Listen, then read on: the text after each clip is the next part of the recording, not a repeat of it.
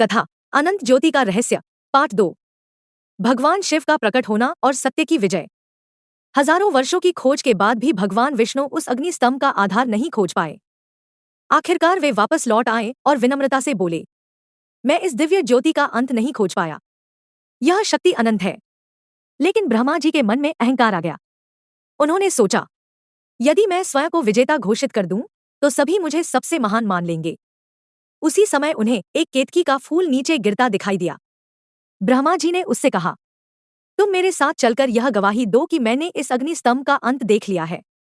केतकी का फूल डर गया और उनकी बात मान गया। जब दोनों देवता वापस पहुंचे, तब ब्रह्मा जी गर्व से बोले, मैंने इस ज्योति का अंत खोज लिया है। केतकी के फूल ने भी उनकी बात का समर्थन किया।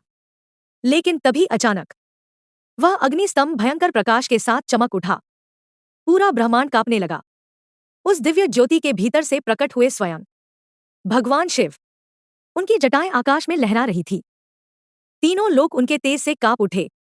भगवान शिव ने गंभीर स्वर में कहा, यह ज्योति मेरा अनंत स्वरूप है। न इसका आदि है, न अंत। मैं ही सृष्टि का प्रारंभ और अनंत सत्य हूं। भगवान विष्णु ने तुरंत शिव जी को प्रणाम किया। लेकिन ब्रह्मा जी का असत्य प्रकट हो चुका था। भगवान शिव बोले, अहंकार मनुष्य और देवता दोनों का पतन करता है। असत्य बोलने के कारण पृथ्वी पर तुम्हारी पूजा बहुत कम होगी। फिर उन्होंने केतकी के फूल से कहा, तुमने असत्य का साथ दिया, इसलिए मेरी पूजा में तुम्हारा उपयोग नहीं होगा। यह सुनकर ब्रह्मा जी लज्जित हो गए। उन्होंने भगवान शिव से क्षमा मांगी। तब भगवान शिव शांत हुए और बोले, जो भी सच्चे मन से इस दिव्य ज्योति की आराधना करेगा, उसे मोक्ष की प्राप्ति होगी।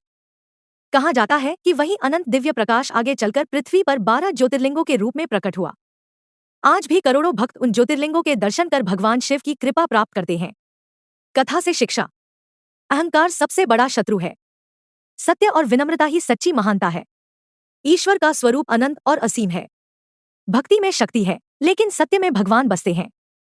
हर हर महादेव।